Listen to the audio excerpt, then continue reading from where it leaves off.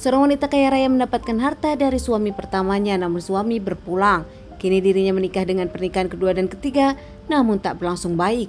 Bahkan pernikahan ketiganya membuat dirinya tinggal nama, dan kedua anak tak berdosa pun nampaknya jadi korban permasalahan ini.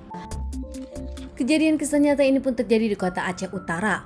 Seorang janda dengan anak 4, dirinya dikenal sebagai janda kaya raya. Bukan tanpa alasan, di pernikahan pertamanya sang suami meninggalkan banyak harta dan dirinya pun akhirnya menjadi janda. Dari pernikahan pertama bersama sang suami, dirinya pun punya 2 anak. Tak lama menjada, wanita ini pun memilih menikah lagi dengan pernikahan keduanya. Pernikahan keduanya pun dikaruniai 2 orang anak, namun ternyata rumah tangganya tak berjalan baik. Hingga akhirnya pernikahan kedua pun berakhir dengan perceraian. Jadi dengan 4 anak ini nampaknya tak bisa sendirian mengenal cinta lagi. Namun pernikahan ketiga ini yang membuat dirinya berpulang, bahkan tak hanya dirinya, 2 anak dari pernikahan kedua pun berakhir di tangan suami ketiga.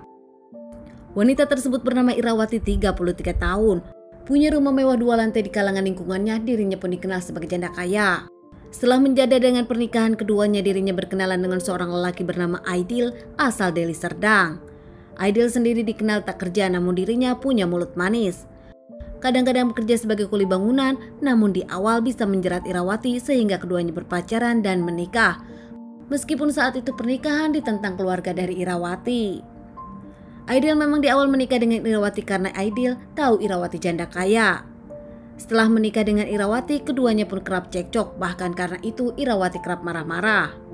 Bukan tanpa alasan, karena dari pernikahannya mereka pun hidup dari keuangan Irawati. Aidil yang mencoba bekerja dalam penghasil ini selama 4 bulan sebagai kuli bangunan tak mencukupi kebutuhan rumah tangga. Di bulan kelima keduanya menikah, Irawati pun sempat meminta cerai namun Aidil tak mau.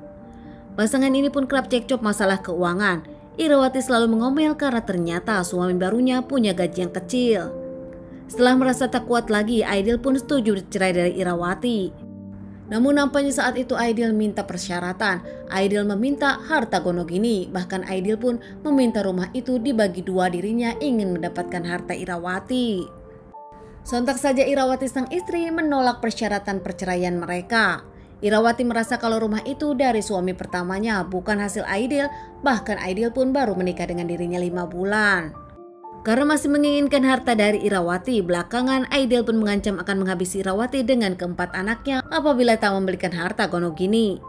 Saat itu subuh hari, warga Muara Batu Aceh Utara geger karena ada masalah. Masalah terjadi gempa di rumah Irawati. Jam 2 pagi anak kedua Irawati lompat dari atas rumah tetangganya. Bilang ke salah satu rumah tetangganya dirinya akan dihabisi sang ayah tiri. Dan dirinya pun mengungkapkan kalau sang ibu dengan kedua saudaranya sudah dihabisi sang ayah tiri. Tetangga pun langsung menelpon keluarga Irawati, menceritakan kejadian ini, bahkan melihat kondisi anak Irawati yang loncat langsung dibawa ke rumah sakit untuk dilakukan perawatan. Keluarga Irawati yang memang tetanggaan juga dengan tetangga lainnya langsung datang ke rumah Irawati namun terkunci. Tak lama mereka pun memilih mendobrak rumah Irawati. Saat membuka rumah Irawati, mereka kaget menemukan Irawati sudah tak bernyawa dan kedua anak Irawati pun sama sudah tak bernyawa. Anak pertama dari Irawati selamat karena ternyata dirinya sedang di luar sedang mengaji. Sementara satunya yaitu anak kedua memang kini dirawat di rumah sakit karena saat meloncat dirinya pun terluka. Warga pun langsung melaporkan kejadian ini kepada pihak yang berwajib saat mencari Aidil suami Irawati, namun ternyata Aidil sendiri sudah kabur melarikan diri. Polisi yang datang ke TKP usai mendapatkan laporan dari para warga menyelidiki kasus ini dan membawa ketiga jasadnya ke rumah sakit untuk dilakukan otopsi. Pasca dilakukan otopsi, ketiganya dikembalikan ke keluarga untuk pemakaman. Sementara hasil otopsi sendiri menyebutkan kalau ketiganya memang dilukai, bahkan ditikam sajam beberapa kali hingga tak bernyawa. Pihak kepolisian pun langsung menyelidiki kasus ini dan melakukan pencarian kepada Aidil lewat sinyal handphonenya. Tak lama sehari kemudian, Aidil pun diamankan pihak yang berwajib dengan barang bukti yang ditemukan senjata tajamnya. Aidil pun mengakui aksinya, mengakui dirinya pelakunya. Dengan motif kesal kepada sang istri karena keduanya kerap cekcok, Aidil menegaskan kalau sang istri tak mau memberikan harta gonogini. Saat keduanya ribut, bahkan Aidil mengungkapkan yang pertama membawa senjata tajam adalah sang istri Irawati. Kemudian tak lama keduanya berebut senjata tajam hingga akhirnya Aidil berhasil merebut dan menghabisi sang istri. Tak ingin ada saksi, Aidil pun lebih memilih menghabisi ketiga anak Irawati, namun yang satu berhasil kabur. Usai melakukan aksinya, Aidil pun membawa barang berharga di rumahnya dan tak lama kabur meninggalkan rumah Irawati. Diamankan terkait permasalahan ini dan diadili, Aidil sendiri mendapatkan beberapa kali persidangan dan akhirnya Aidil pun divonis hukuman oleh pengadilan. Keluarga dari Irawati tak menyangka pelakunya adalah suami Irawati sendiri, bahkan dari awal tak ada yang menyetujui Irawati menikah dengan Aidil. Kini kedua anak dari Irawati dari pernikahan pertama pun diasuh, dirawat oleh kedua keluarga Irawati pasca mendapatkan perawatan dari psikiater, mengingat anak kedua menjadi saksi trauma terkait permasalahan ini.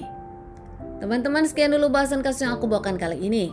Semoga ini bisa dijadikan pelajaran untuk kita semua dan ditunggu bahasan kasus-kasus selanjutnya.